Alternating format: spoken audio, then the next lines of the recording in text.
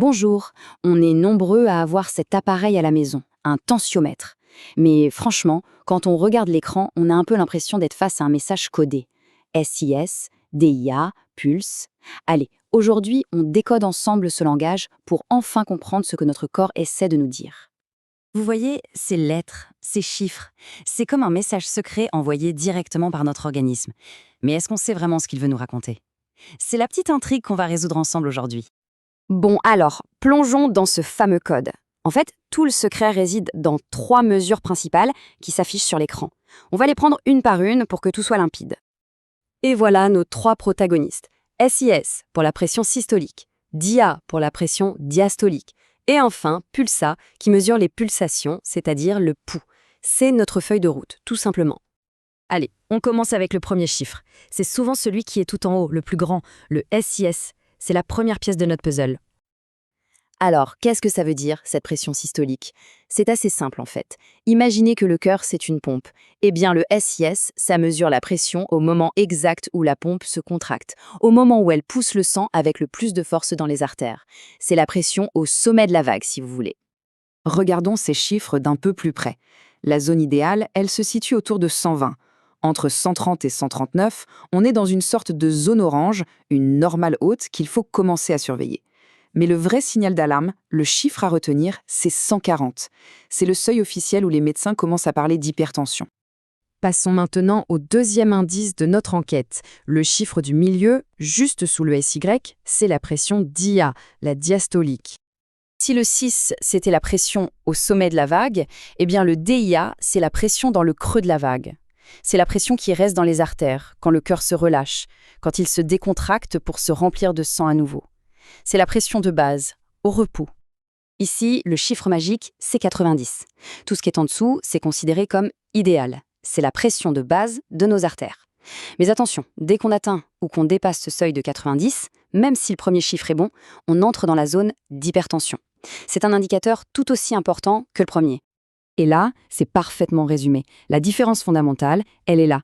6. Le cœur se contracte, c'est la force maximale. DIA, le cœur se relâche, c'est la pression minimale. C'est le rythme même de la pression, le flux et le reflux.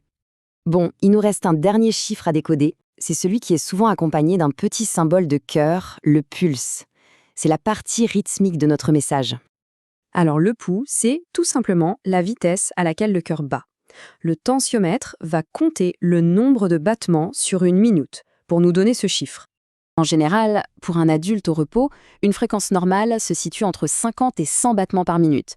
Et c'est intéressant de noter qu'une tension élevée ne veut pas forcément dire un pouls élevé. Ce sont vraiment 2 mesures distinctes de la santé cardiovasculaire. Bien sûr, le pouls peut monter avec l'effort ou le stress, c'est normal. Ok, maintenant qu'on a toutes les pièces du puzzle, on va les assembler. On va voir comment un professionnel de santé lit ces chiffres et ce que ça veut dire au final. Ah, ça c'est l'astuce à connaître, mais c'est tout simple. Quand le tensiomètre affiche 120 sur 80, un médecin, lui, va juste enlever le 0 à la fin et dire 12 sur 8. C'est juste une manière de simplifier le langage, leur petit jargon à eux. Alors, le point vraiment crucial, il est là.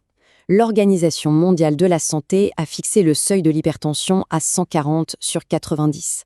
Si les mesures atteignent ou dépassent régulièrement ce chiffre, c'est un signal d'alerte important à ne pas ignorer. Et en plus, beaucoup d'appareils modernes sont vraiment bien faits pour nous aider.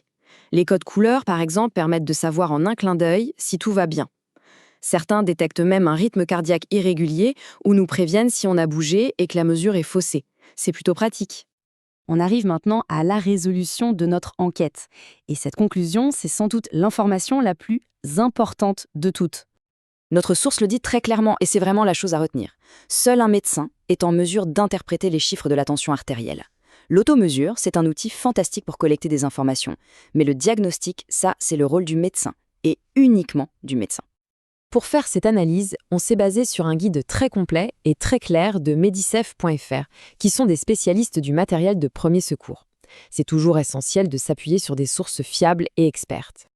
La tension artérielle, c'est une fenêtre ouverte sur notre santé. Maintenant que le langage du tensiomètre est décodé, la vraie question c'est « qu'est-ce qu'on fait de cette information ?»